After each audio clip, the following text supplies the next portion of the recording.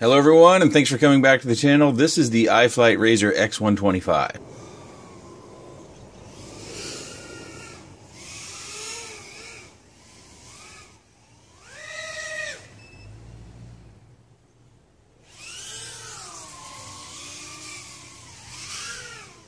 Featuring an F3 flight controller with an OSD, 10 amp 4-in-1 ESC, iPower, 1106 6000 kV motors, 600 TV line camera with a 25 milliwatt VTX, Gym fan flash, 2540 props, JST for your battery connection. Bottom plate measures a little over 3 millimeters. It does appear to be 125 millimeters. It's an X-frame. It weighs 86.74 grams. Comes with a battery strap, a section of dual lock for your battery. Comes with an assortment of extra screws, pins, instruction sheet on your camera, and an instruction sheet for your receiver.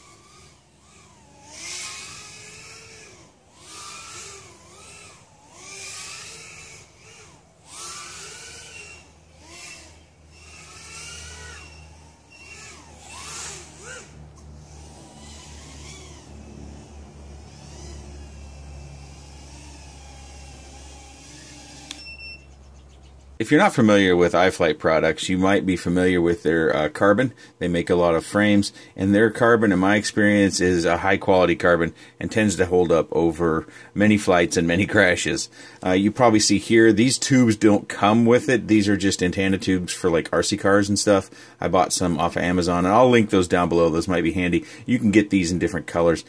And I just snipped off a little section and shoved them through the holes that were already in the pod, so I suspect those were actually made for something like that. The thing that initially caught me out about this was we've seen this pod before. If you remember a few videos ago, I had the Atmospheric Adventures Mini Aeolus, this one right here, and I kind of felt, this was a build though, and I kind of felt it underperformed with that pod. But something that's different between these two is we see the arms are grossly different. They're much thicker on the Aeolus than they are on the Razor, and they're also further away from the pod. and this is a stretch X versus this is more of a true X. And I mention that because I thought the flight performance of this was a lot better than I expected. I actually found it to be somewhat floaty. Some of the float feeling probably came from the fact that out of the box, the camera angle that you see here is not natural. I actually put a little piece of foam tape.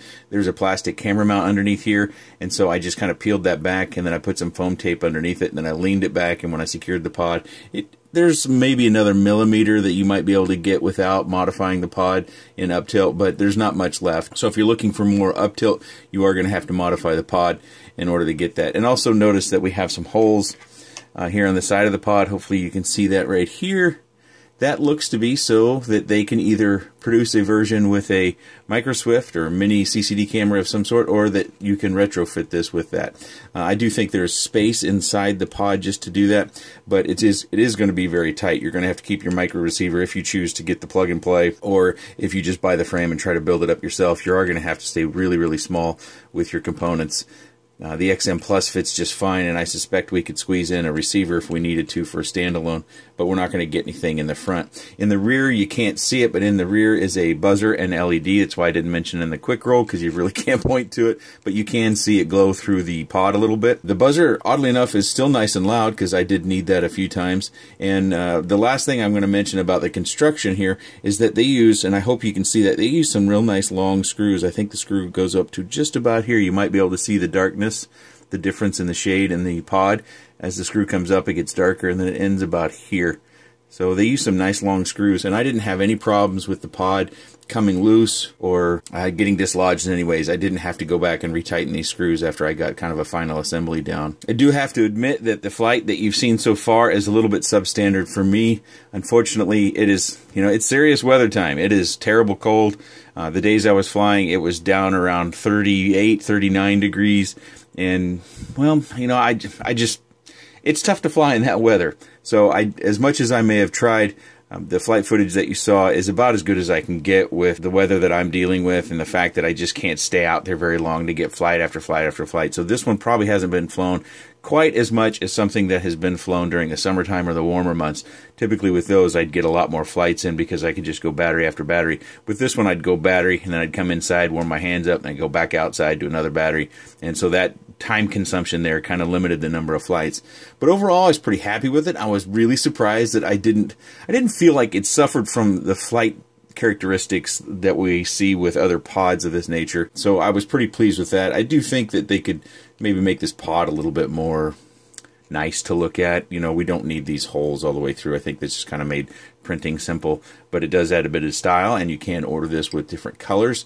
You can also coordinate the color of your pod with the colors of your props from their website. I wouldn't be surprised if you can find other pods just like this on Thingiverse if you happen to have a 3D printer, and you can print your own with a little bit more style. Or if you have a mini HD camera you want to try on this, you might be able to get a flat spot up here with a Velcro loop or some way to affix that sort of pod. But overall, I was pretty happy with it. I don't think it's going to be a burner, and the main reason is the lack of camera tilt. So if you wanted to make this, something that you could race and take out with maybe some larger quads and see if you can compete with them, you're going to have to either get a different pod or you're going to have to modify this one quite a bit. Outside of the lack of camera tilt, the only other complaint I really have is the battery connection. We see this quite a bit. Thankfully, we do have batteries that we can fly with that. If you happen to not be familiar with these batteries, these are some of my favorite batteries.